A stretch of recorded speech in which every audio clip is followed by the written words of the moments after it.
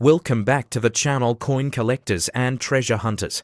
Today we're diving into two fascinating coins from the United Kingdom, the 1984 1 penny and the 1971 2 pence. At first glance they may look like ordinary change, but the truth is one of these could be hiding a surprising value. We'll break down what makes these coins collectible, what to look for, and which one could fetch you a tidy profit. Let's get started.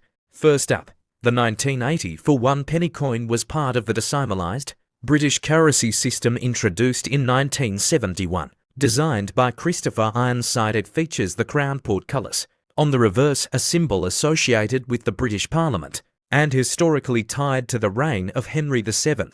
On the obverse we have the iconic portrait of Queen Elizabeth II by Arnold Machen. This design is beloved by collectors and was in circulation until the late 1990s, when a newer portrait design began appearing.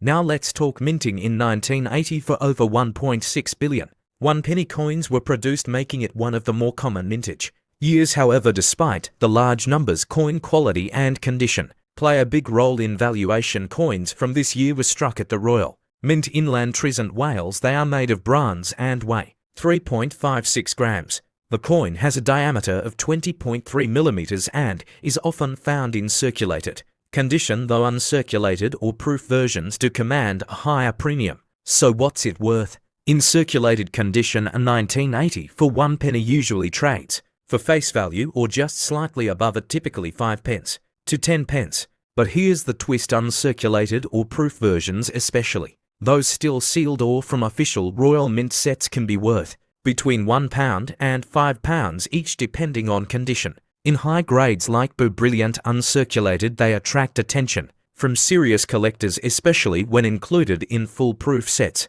Although the 1980 for penny isn't considered rare in general, there are always exceptions in the world of minting. Occasionally errors, such as misstrikes, off-center designs, or double dies can appear. These mint errors are incredibly sought after and can fetch tens or even hundreds of pounds at auctions, depending on the nature and severity of the error. Always keep an eye out for unique characteristics. If you're considering purchasing or collecting a set of 1984 1 penny coins, you're looking at a bulk buy, ideal for resale, artistic projects, or completing coin albums. Most eBay or private sellers offer these in circulated condition, typically for £2 to £4 per set, though prices can rise for coins in better condition or with interesting toning. It's an affordable and educational way to start building your collection in quantity.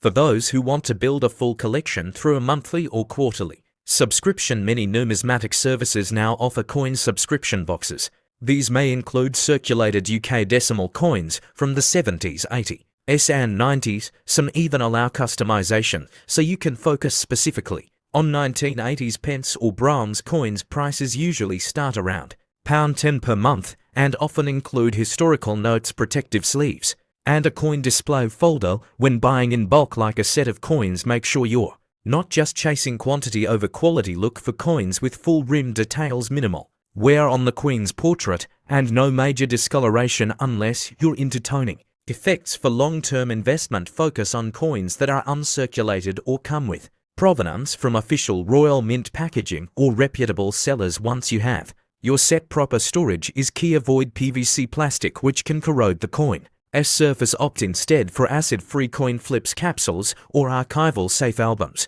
Label your coins clearly with year and mint info. If you're subscribing to a coin service, they often send your monthly allotment in coin-safe packaging, perfect for archival purposes and long-term appreciation. To wrap it up, the 1984 UK 1 penny might not buy you much at the store, but for collectors it's a nostalgic and historical piece of British heritage. Whether you're collecting them by the dozens or subscribing to a curated service, this little coin offers a world of history, design, and potential value. Next up, let's rewind to 1971. Decimal Day, as it was called, took place on the 15th of February 1971, when the United Kingdom transitioned from the centuries-old pounds, shillings, and pence system to a simplified decimal currency. It was a major moment in British monetary history. As part of this transition, the Royal Mint introduced several new coins, including the 2 pence. This was a brand new denomination designed to be easily understandable in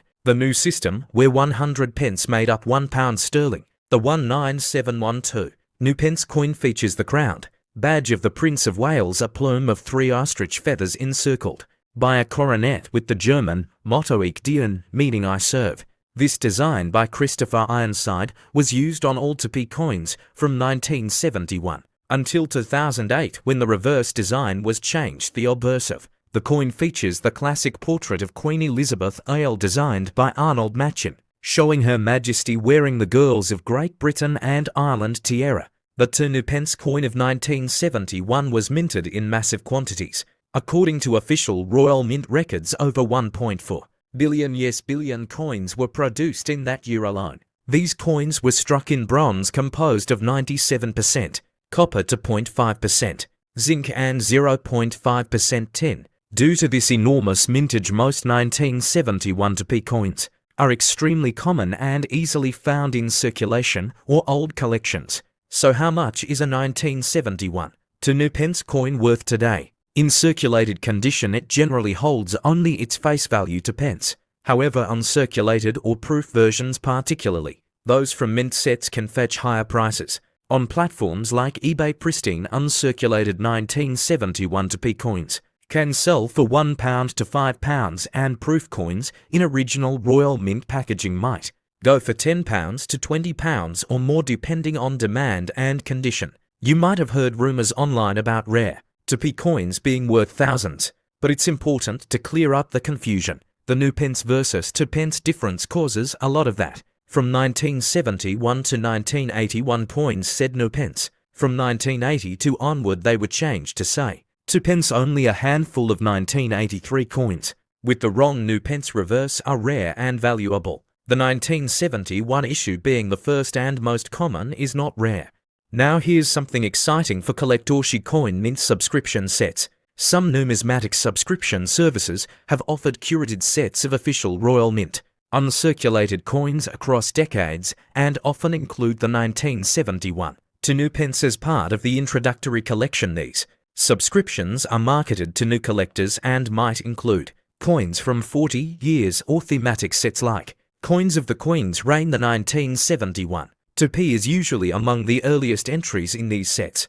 If you have one of these mint subscription sets, check for authenticity and condition. Each coin should be sealed, labelled, and often accompanied by a small info card. Some premium subscriptions even provide coins in capsules with certificates of authenticity. A proof version of the 2p coin from a 1971 Royal Mint set will usually be more mirror-like in finish, and those are especially collectible. These sets can cost £100 to £500 or more, depending on the scope and quality. For aspiring collectors, here's a pro tip: start with mint sets or high-grade singles. Focus on condition. Uncirculated coins have no wear and are more likely to retain or increase in value. Also, educate yourself about what's common and what's rare. The 1971 2p is great for completing a full decimal coinage timeline or using as a baseline for comparing condition and wear across decades. Thanks for joining us on this deep dive into the 1971 United Kingdom 2 pence coin. Whether you're collecting it as part of a historical mint subscription, hunting for pristine uncirculated examples, or just fascinated by the history behind the coin, it's a must-have. For any British coin collection, don't forget to like, subscribe, and hit the notification bell for more fascinating coin stories and valuations. Let us know in the comments, do you own a 1971 2p, and what condition is yours in?